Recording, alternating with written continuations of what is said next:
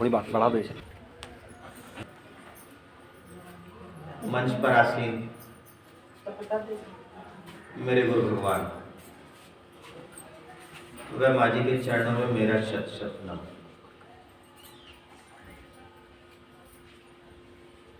देखो, एक तो मैं धीरे इसलिए बोलता हूँ कि इससे मेरी आवाज सब तक स्पष्ट कानों में पहुंच जाए, वो भरकराती हुई आवाज ना पहुंच पाए। देखो,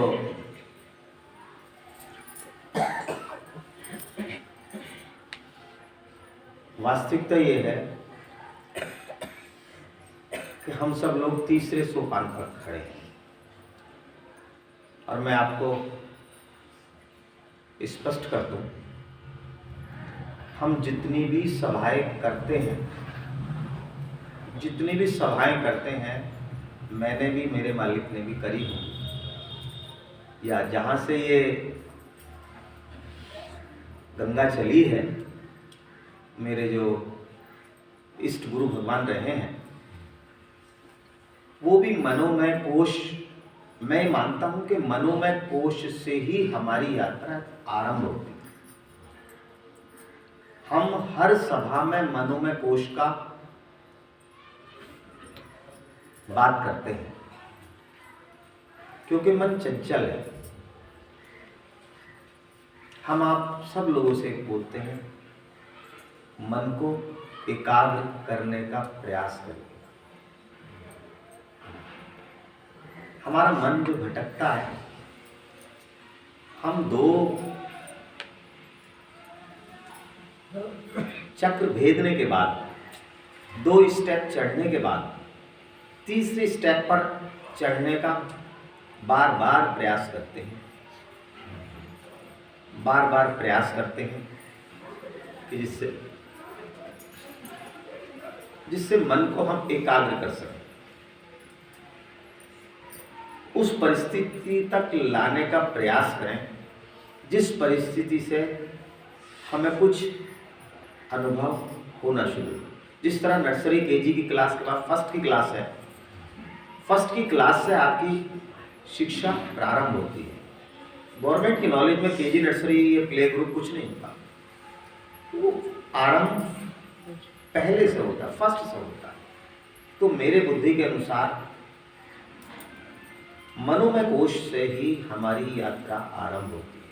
और हम सबसे ज़्यादा, एक बहुत मोटा बात कही जाती है, मन के हारे हार है, मन के हार जीते जीत है ना। ये क्या है?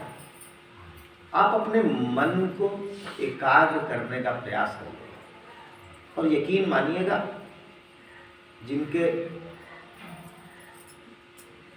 जिनका कमांड, जिनका नियंत्रण, जिन्होंने मनोमय कोश पर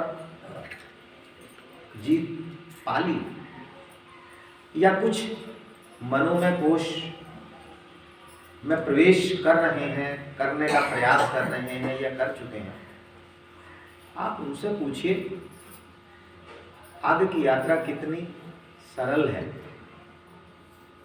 जिस तरह मैं एक उदाहरण देता हूँ, जो बच्चे साइकिल चलाना सीखते हैं, केवल बैलेंस बनाना अगर आ गया, फिर चलानी साइकिल मुश्किल नहीं।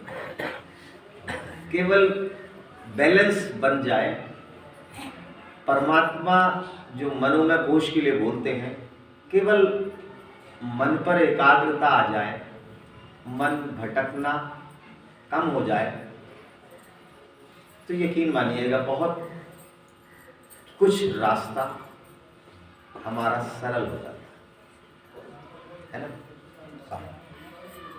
जैसे मैं एक सांसारिक उदाहरण दे रहा हूँ, आपकी जेब में पैसा आ जाए अथा, तो दुनिया खरीदना आसान है, मुश्किल है? बहुत आसान है। और वैसे अगर पैसा ना आए तो आपसे कहा जाए कि टॉफी खरीद लो, है ही साहब, है ना। यही है, आप मनोमय कोश पर कमांड कर लेते हैं, आप मनोमय कोश पर अपना अनुभव या उस चक्र को भेद देते हैं, उस सोपान को पार कर लेते हैं। अब हम बीच में खड़े हैं। अभी मास्टर साहब बोल रहे थे, दो भक्तों ने बोला हम बीच में खड़े हैं। कहते हैं इधर खाई इधर करना, है ना। इधर चला जा तो परमात्मा का घर, इधर चला जा संसार। अगर हम ये नहीं पार कर पाते हैं, हम कहीं नहीं, है ना।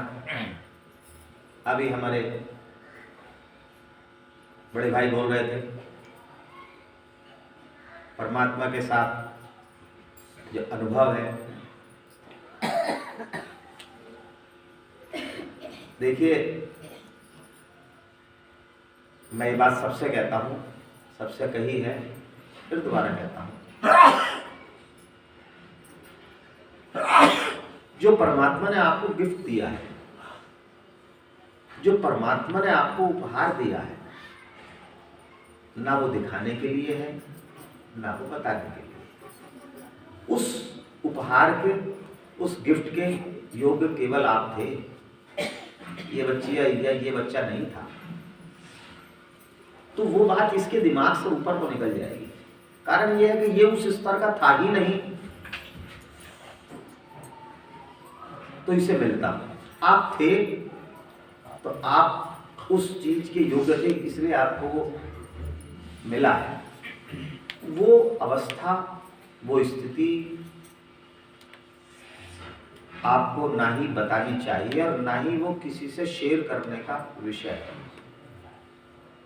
जैसे कहते हैं ना कि कितना धन है ये किसी को नहीं पता लगा, मुट्ठी बंद है, केवल आपको पता है और बताने भी नहीं। मुट्ठी खुल गई, खा।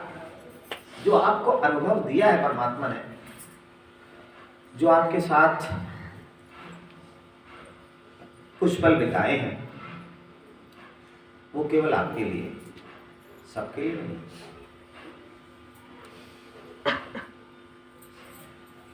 देखिए, आदमी संसार में रहता है, ये सब पर लागू होती है। मैं भी उसमें एक हूं। ऐसा नहीं है कि मेरे पर ये अप्लाई नहीं होती है। हम लोग अपना घर बदलते हैं, अपने मित्र बदलते हैं, अपना व्यवसाय बदलते हैं, अपने रिश्तेदार बदलते हैं, मकान बदलते हैं, गाड़ी बदलते हैं, बंगला बदलते हैं, मगर सुख नहीं पा पाते। कारण सब चीज बदलने को हम तैयार हैं, पर अपने आप को बदलने को तैयार नहीं। जो मूल बिंदु है, जिस बिंदु से वो, जिस खूंटा होता है ना, जिससे वो सारी भैंस बंधी होती है, वो खूंटा बदलने को तैयार नहीं है। वहाँ भैंस बदल रहे हैं, गाय बदल रहे हैं, रस्सी बदल रहे हैं। जो मेन पॉइंट है, उस मेन पॉइंट को हम बदलना नहीं चाह रहे। हम चाह ही नहीं रहे। अभी जो ये भाई लोग बोल रहे थे, हम लोग बदलना नहीं चाह रहे। हम ये चाह नहीं रहे कि हम बदलें। हम अगर चाहते तो होता। देखो, क्योंकि हम लोग मद में हैं। मद मीन्स अभिमान। हम गाड़ी वाले हैं, हम गाड़ी वाले हैं, ये रिक्शा वाला है, साइकिल वाला है, तो ये मद है ना, ये मद है। ये अभिमान ही हमारे जीवन के पतन का मूल कारण है। गुरु भगवान ने वो सुनाते थे प्रसंग, सुनाना तो मैं कुछ और चाह रहा था, मगर कुछ और सुनाना पड़ रहा है। ये मैं अपने इष्ट की वाणी बोल रहा हूं।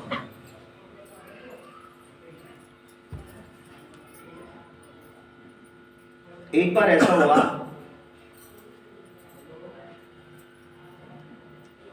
कबीरदास जी संत हुए। देखो, मैं आपको एक बात बताऊं, जितना एक लेवल है हर चीज का, हमारी बुद्धि के स्तर से जो ऊंचा लेवल है, जिसे संत का लेवल कहा जाता है,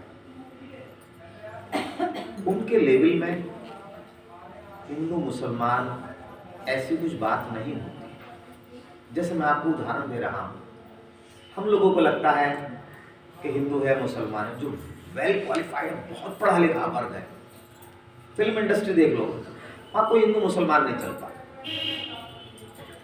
ये हम सब लोग मूर्ख व्यक्ति, हम में चलता है। तो कबीर संत हुए हैं। कबीर अचानक ये हुआ, कबीर का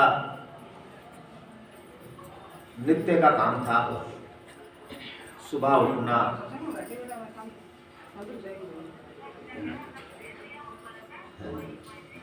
एक जगह तो बाहर जाके बात कर ले, बाहर जाकर कर लो बात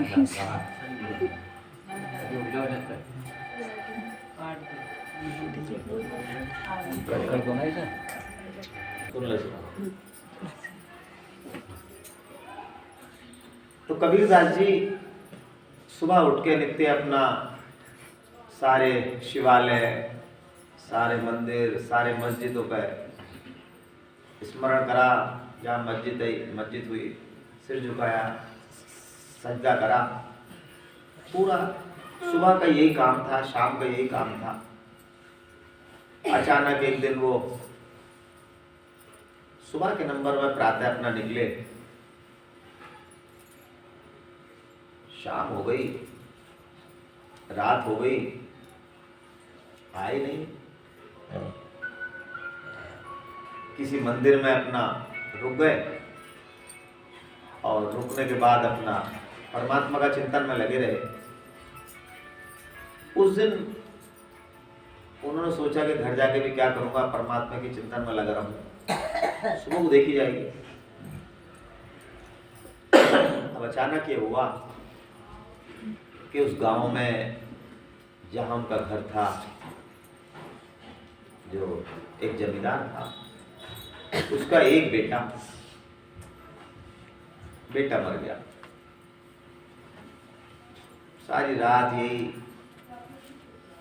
सब लोग रोते रहे, विलाप करते रहे। किसी ने कहा कि भाई एक बात समझो, क्योंकि जीवन तो समाप्त हो गया, इसका कुछ नहीं हो सकता। ये गांव से बाहर जो संत है कबीर, उसकी कुटिया पर ले चलो, पता नहीं संत की मौज आ जाए। बाबूजी शेर कहते थे, आई मौज फकीर की दिया झोंपड़ा फूंक। तो पता नहीं कब फकीर की मौज आ जाए और क्या पता जीवन दान मिल जाए। अभी इसी आस में उस बच्चे के माँ बाप जमींदार वहां ले गया, विलाप करते रहे। अब पता लगा कि कबीर कहाँ है, कि वो तो साहब कल से गए हुए हैं और आए नहीं अभी तक। बोले कहाँ? बोले मंदिर में होंगे जी, उनका तो यही काम है, उनका तो जीवन का लक्ष्य ही है।